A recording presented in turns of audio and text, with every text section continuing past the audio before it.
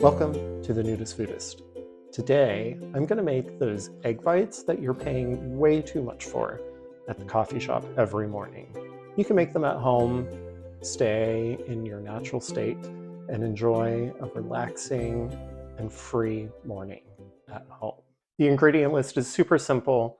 You need to use a silicone egg tin that you can buy at almost every store or certainly find online. I'm going to use another dish to bake these in a water bath so that it gets a nice and creamy texture once they're baked. You're going to need some kind of a little blender to blitz up the eggs and get a lot of air inside and break up the cottage cheese. Then, of course, you're going to need the eggs.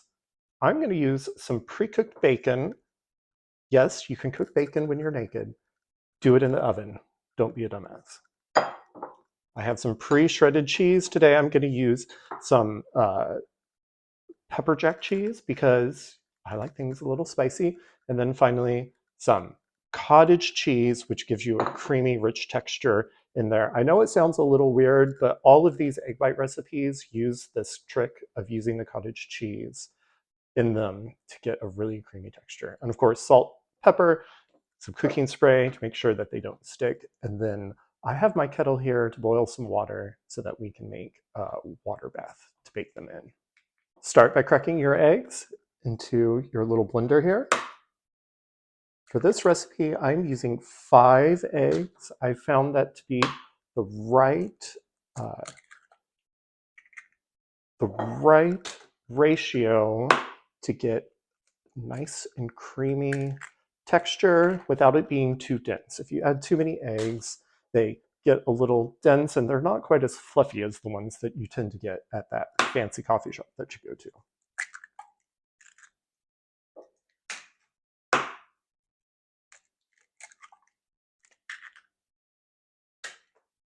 Now then, add a cup of cottage cheese.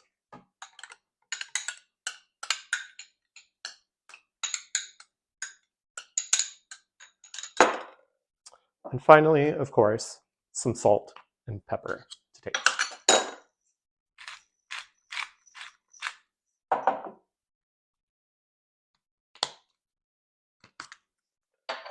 Maybe.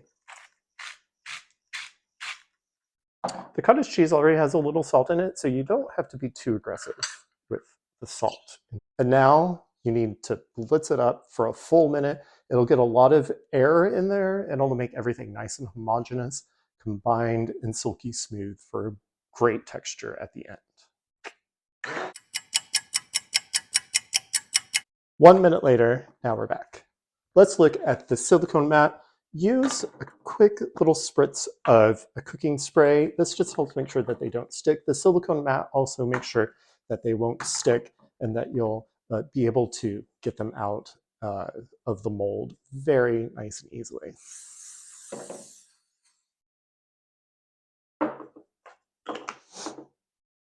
Once you've done that, take the eggs out.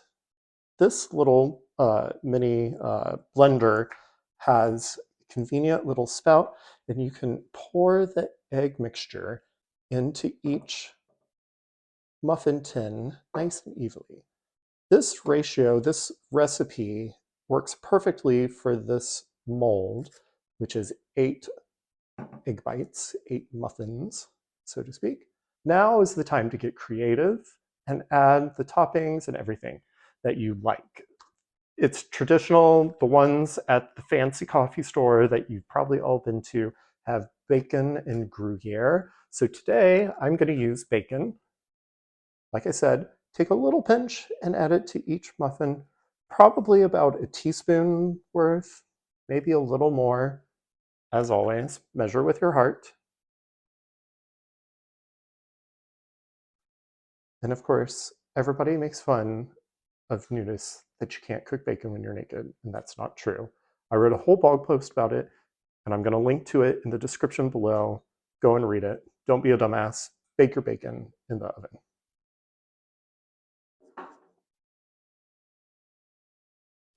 Then, once you have your bacon in there. I'm today using a pepper jack cheese. I like things a little spicy, but you can use any kind of cheese, probably, again, another pinch, about a tablespoon worth, or a little bit more.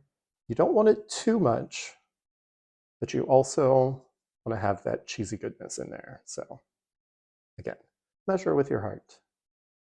I'd save just a little extra. Once we're baking them in the oven, at the very end, the last 2 or 3 minutes, you can add a little cheese on top to get that sort of melted goodness that we like from them. And then the final step, take your little mermaid stirrer and stir up each one so that the cheese and the bacon sort of get combined into there. You don't want them to sink to the bottom, but you don't want the ingredients to stay on top. Just mix them very gently.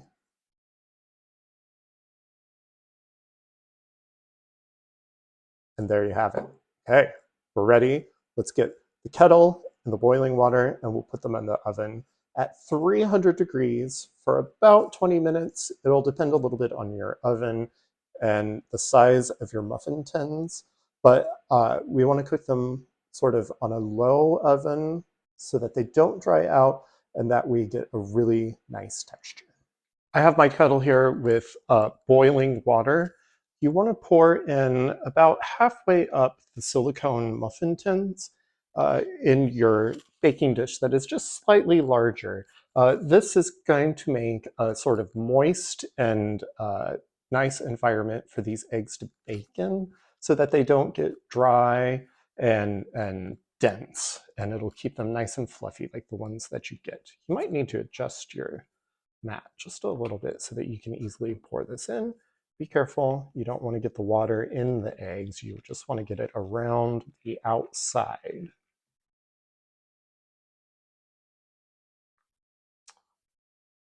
And now I'll take these to the oven and we'll bake them for about 20 minutes. Again, it's going to depend on your oven.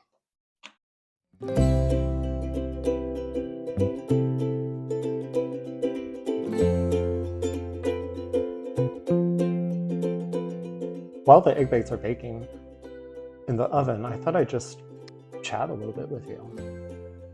Today is probably one of the coldest days ever, and there's a complete snowstorm, so I've been stuck inside, but here I am, still in my birthday suit, and making a video for all of you.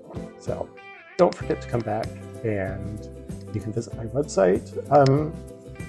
I'm thinking about starting a Patreon. I don't know if any of you would be interested in helping me out a little bit. I have aspirations of buying a new camera and upgrading some of my lighting and some of my other gear so that I can make some better videos for you.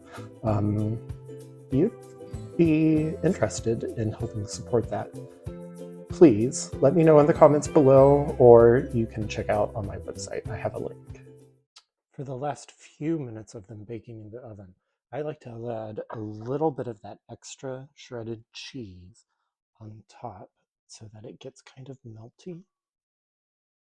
And it's a lot similar to what you're going to find at that fancy coffee shop that you go to.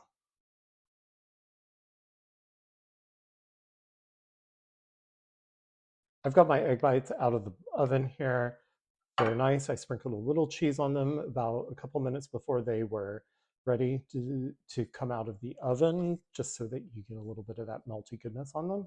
And then you want to let them cool for a good probably 10 to 15 minutes or more so that they're not molten hot when you're trying to undo them.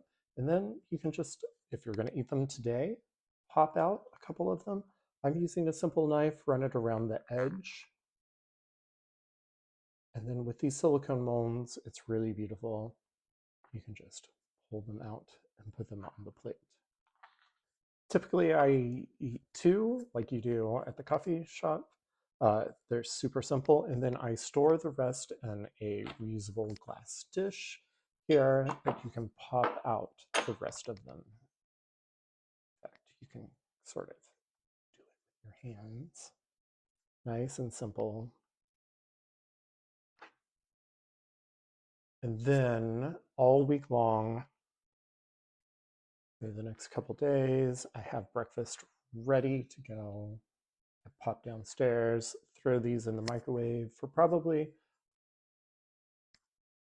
30 seconds, maybe 45 or a minute, depends, but they hold up very nicely. Of course, don't forget to garnish with a little bit of parsley because, as I always say, everything tastes better with a little bit of parsley on top. Of course, a good cup of coffee to get your morning going.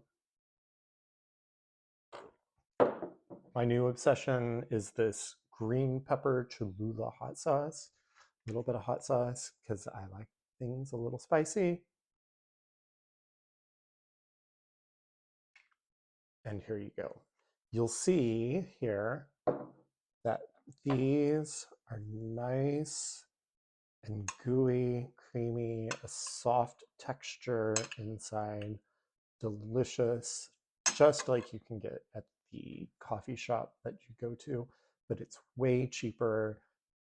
Typically they cost $5 or even more, and you can make all of these. I just made 8 for probably the price that you're paying for one stop at the coffee shop. So super easy. These are easy ingredients: eggs, cheese, a couple strips of bacon. You can do this at home, and of course, you can stay new. Thank you for watching. This is the Nudist Foodist. Don't forget to like and subscribe if you want to see more.